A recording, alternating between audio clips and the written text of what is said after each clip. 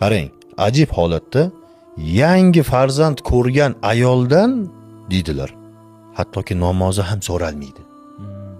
Lekin ota-onasi, o'sha qaynona qaynotasi, eri ertayu kech xizmatini so'raydi. Azgincha charchab qolsa, san dangasasan, san usan, san busan, ta'na gaplarni eshitishadi. Men o'z ko'zim bilan ko'rdim shu holatni. Va chaqirdim o'sha yigitni. Haligi yigit jahlda chiqib keldi-da.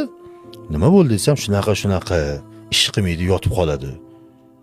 U bolaga bor mehrini, bor vitaminini, bor energiyasini shu sut orqali berib yoradi-yu.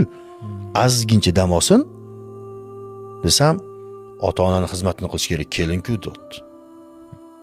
Bunaqa insonlar noinsof insonlar deyiladi.